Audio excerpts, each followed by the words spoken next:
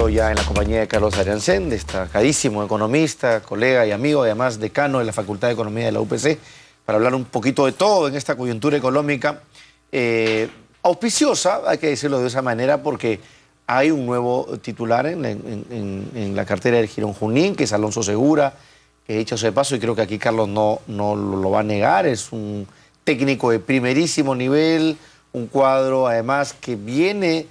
si bien ha pasado por el sector privado, pues ha pasado un buen tiempo trabajando ya justamente en el MEF, desde la época de Pedro Pablo Kuczynski, es una persona muy conocedora.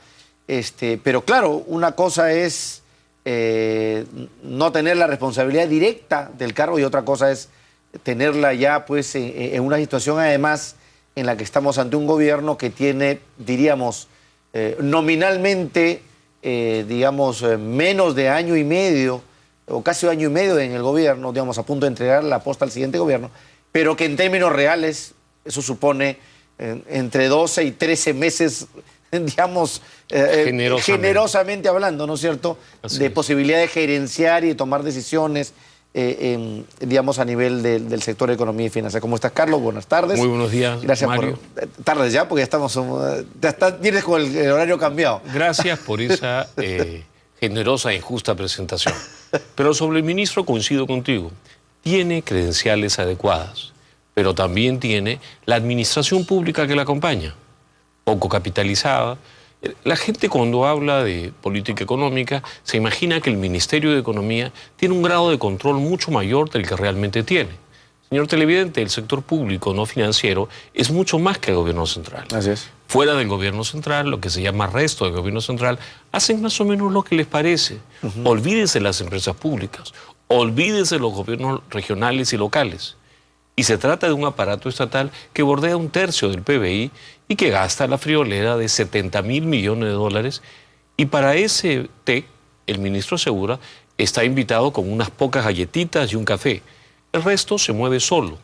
O como decía un amigo mío que es expumista, los gastos permanentes están fuera de control, los gastos burocráticos. Y además con un sistema de control intraestatal muy relajado, muy debilitado, lo demostrado ahora con los escándalos de los gobiernos regionales. Pero tratemos de ser un poquito ordenados. Vamos primero con el tema de la ley de presupuesto, la presentó Castilla, me imagino la tendrá que defender Segura, con un incremento del gasto por encima del 10 o 11% en términos nominales. Eso es lo que más o menos es cierto, casi 12%. ¿No? Y lamentablemente, como suele suceder en casi las, digamos, leyes de presupuesto de los últimos 15 años en este país, todo prácticamente va a gasto corriente, salvo que haya un gasto de inversión ahí significativo que no conozcamos o que nos merezca un poco de respeto. Y bueno, empecemos por eso. ¿Qué opinión te merece esta ley de presupuesto? Uno de los ministros de Economía más inteligentes y más educados que he conocido fue cuando era chico y trabajaba para el Ministerio de Economía en los días en que fue ministro el señor Benavides Muñoz. Él tenía una frase muy cómica referida al presupuesto. Decía, el presupuesto supone supuestos que presupuestan el presupuesto. Señor televidente, en buen español, el presupuesto es una herramienta referencial. En buenos tiempos es un límite que le pone el Congreso al gasto, pero este límite es abiertamente laxo. Un crecimiento de 12%, con una inflación que se estima alrededor de 2%, y un crecimiento que la proyecta en algo menos de 5%, es una pachanga. Y una pachanga, Mario, generalizada, porque no es que gaste el gobierno central, es que gastan todos. Si uno sube 12, todos suben 12.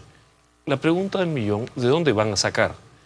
Y si no llegase a alcanzar, porque la economía mundial no se está enfriando tanto, el comercio sigue creciendo, pero a nosotros en términos de captación de capitales privados y de influjos de capitales y de exportaciones no se está yendo mal, o sea, en términos relativos. El presidente tiene razón cuando dice que el crecimiento es robusto, crece 4.6%. Otros países estarían muy bien, pero si miramos el retrovisor, hace poco crecíamos 9%. Así es. La suerte es cuando miramos a las ventanas laterales. Así es. Las laterales, es decir, miramos a Venezuela, miramos a Argentina, miramos al Ecuador. So we are the champions. Claro. Somos los mejores. Pero es una falsa satisfacción, ¿no? No. Es bueno no meter... Hay un montón de gente hoy día, por Mario, términos comparativos nada más. que está diciendo que lo que fracasa es el modelo. El modelo peruano ha sido maltratado, vapuleado, desconectado, mal gobernado, pero es infinitamente mejor que el esquema argentino, que ahora quiere controlar, como los días de Alan García, los precios de los alimentos. Pero mejor comparémonos con Colombia, pues, ¿no? O sea, si se trata de compararnos... Sí, pero ¿no? Desdichadamente, Colombia no la ha hecho en los últimos 30 años. Es un campeón local. Es como el equipo que salió campeón del descentralizado. Va a la Copa Libertadores y le va de papelón. Entonces, Colombia tampoco es un ejemplo de éxito económico. Chile, con la Bachelet en segundo mandato, es un ejemplo de declive. Ya no crece como antes. Si siguen las cosas así y nosotros no abandonamos el modelo y lo recalibramos, podemos en pocos años hasta alcanzar el producto por habitante de Chile, que nos triplicó. Y sobre eso, ¿por qué estamos en una situación muy parecida con Chile en cuanto a niveles de crecimiento? Porque estamos casi ahí nomás. Digamos, estamos a un dígito de crecimiento los últimos 2 o 3 meses muy parecido. Mario, las proyecciones son similares. Haces muy mal en invitar a un profesor de economía. Nosotros somos aguafiestas profesionales. Claro. El producto por habitante chileno, el producto chileno es cercano al peruano, pero casi 20% menor el peruano. Claro. Y en producto por habitante, más que nos duplican. Todo lo que nos hemos recuperado en relación a Chile es después de que nos llegaron a triplicar en ingresos, porque ellos hicieron reformas y nosotros tuvimos al Velascato y la Constitución del 79 que nos hundió. Toda nuestra recuperación y nuestro mayor crecimiento es que pasamos de ser 1/3 de los chilenos a estar entre 1/3 y la mitad. Pero ellos nos duplican en producto por habitante, tienen 5 veces más patrimonio que nosotros. Sin embargo, ejemplo de éxito económico, ni en pelea de perros. Ellos están en el grupo de los perdedores sudamericanos. Aquí nadie se ha desarrollado. El producto por habitante de un chileno es 1/5 de un norteamericano. Ni ellos ni nosotros somos ricos. Y nos comparamos entre nosotros. ¿Y cómo te va con Colombia? ¿Cómo te va con Chile? Pero ellos no son un buen referente. Es como que la U le gane al Cristal. Claro, digamos. Son equipos con historia, a los que le tengo mucho respeto. Pero en otras ligas le ganan al Barcelona. Pero en otras ligas ni salimos al de Guayaquil. Y para hablar de esas ligas hay que hablar de la competitividad del Perú, ¿no es cierto? Exactamente. Hemos reducido en el último ranking del World Economic Forum y la pregunta que quiero hacer, volviendo al caso Segura, es si tú crees que en estos 12 meses, 13 meses reales de gestión en el MEF y en el gobierno, algunas de esas reformas se pueden por lo menos empezar a hacer. Yo te lanzo una idea. Yo, por ejemplo, creo que el tema de servir, yo desde que salió por lo menos en estas cámaras y en estos sets le he dado mucho respaldo porque creo que es un esfuerzo inédito en el Perú de lanzar una reforma de ese tipo. Claro, por ahí en el camino ha empezado a hacer un poquito de agua, a perforarse la ley. Sacaron a todos mis amigos de la lista. Exacto. Pero no sé qué más. ¿Qué se te ocurre? ¿Crees que este ministro está empoderado para hacer reformas? La reforma es una mejora. Es como la reforma del transporte. Se etiqueta reforma del transporte. Diccionario, reforma, mejora. Los cambios de reglas que se han hecho en el transporte han generado alguna mejora, entonces esto no es reforma. Así es. Esto es simplemente una mejora que hasta ahora no da frutas y que no parece ser mejora.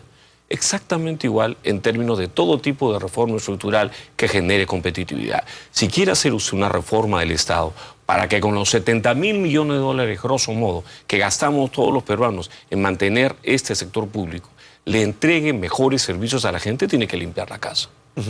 Hay muchos pliegos donde hay gente que no debería estar en el sector público.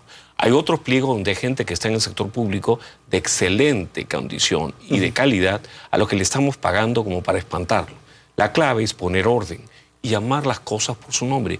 Hay que despedir a miles de ineptos y corruptos y hay que recapitalizar instituciones, pagarle bien a los servidores decentes y capaces y obviamente eliminar instituciones redundantes, y lo digo suelto de huesos porque soy un profesor de economía. No eres ministro de Economía. Por favor, ese toro se maneja así, se hace así. Pero bien claro, este es el camino. No hay términos medios. Enfocarse en educación. Tú sabes, Mario, ¿qué porcentaje de lo que gasta por estudiante un inglés o un norteamericano gasta el Perú en darle educación pública a un peruano? El 3 a 4%.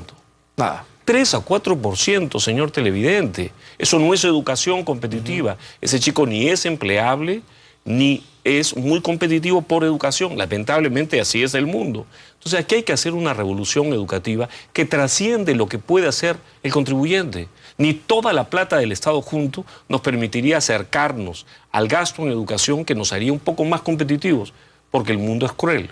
What you pay is what you get. Así es. Yo te veo un reloj ostentoso en esta conversación y sé lo que vale. Pero si tú quieres un reloj de 50 soles, te vas a una tienda, lo compras, pero no te quejes si se apaga.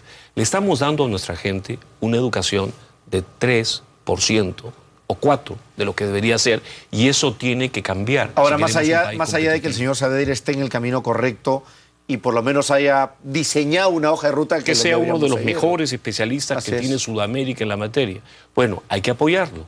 Él ya identificó que hay una brecha en infraestructura y tiene la capacidad de entender perfectamente esto.